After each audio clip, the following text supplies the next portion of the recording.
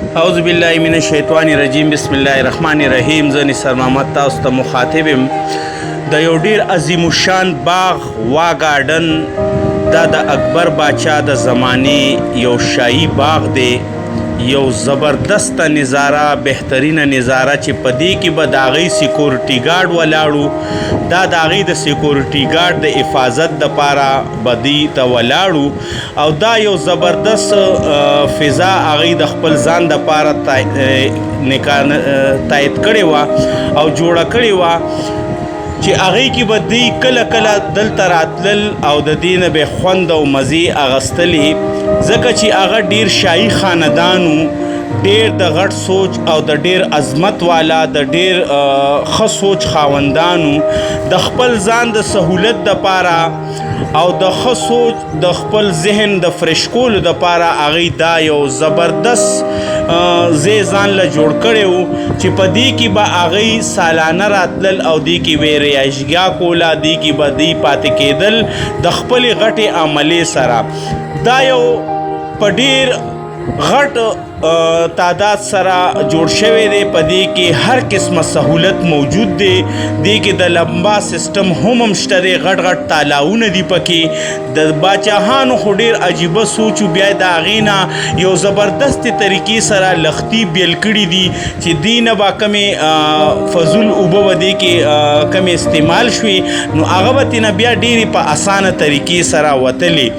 نو دا د اکبر بادشاہ د ریایشګاه او د خپل خوند او مزې دپاره هغې دا یو خپل ځای او یو باغ ځان له جوړ کړی و. دا هغه تالاب دی چې په دې کې به اکبر بادشاہ کله کله خوند اخیستو او خپل وجود ته به یو سکون په دې تالاب کې ورکولو، ځکه چې په دې کې قدرتي چینې دي.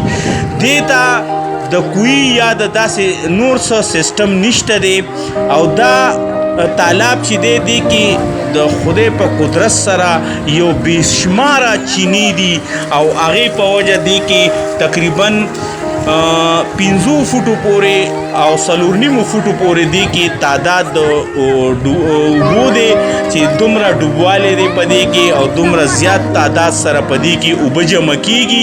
دا کم لختي چې تاسو ته ښکاري په دې کې بیا د دې نه کمې اوبه چې دې کې فالتو کېږي نو هغه ځي د دې باغ مختلفو ځایونو ته چې هغې کې د دې بوټو هم پرورش کېږي. دا نظاره د دې بوټو وګورئ چې ډېر بهترینه نظاره ده او په ډېر ښه طریقې سره دې کې بوټي نال شوي دي چې دې کې د سوري هم یو ښایسته نظام جوړ دی او یو زبردست سکون په دې کې خلکو ته میلاویږي او دې ته د هرې علاقې نه خلک سیل لپاره هم راځي او د خپل انجوی دپاره خپل ماشومان هم راولي او د هغې یو زبردست ماحول په دې ځای کې جوړ وي. نو دا ما تاسو ته نن د اکبر بادشاہ د زمانې هغه بهترین وا ګارډن په نوم باندې دا مشهور دی چې په دې کې به اکبر بادشاہ سره د عملې په دلته کې په ورځو ورځو په میاشتو میاشتو پاتې کېدو. دا یو بهترینه نظاره ما تاسو ته په خپل یوټیوب چینل باندې وښودله. مهرباني وکړئ رونو دا چینل سبسکرایب کړئ، ویډیو لایک کړئ او ملګرو سره شیر کړئ چې آیم د دې ښایسته نظارې نه خوند واخلي، مزه والي او دې ته چکر ووهي او خپله یو ښایسته فضا ځان له خوښه کړي او جوړه کړي او خپل زندګۍ کې دا ورځ هم شامله کړي د خوشحالو سره. الله هم خوشحاله او قدرمن کا. د دې باغ نظاره ما تاسو ته وښودله. مهرباني وکړئ ستاسو د ملګرو خصوصي تعاون پکار دی. دا ویډیو زیاته نه زیاته شیر کړئ چې هر قسمه ملګری دا وګوري او د هرې علاقې د دې نه ملګری خبردار شي او په دې خیسته ماحول کې شامل شي. ډیره مننه. الله هم خوشحاله کا. ستاسو ورور تاسو نه اجازت غواړي په دې امید سره چې سبا ورځ هم د خیر او د خوشحالو نه ډکه کا. آمین.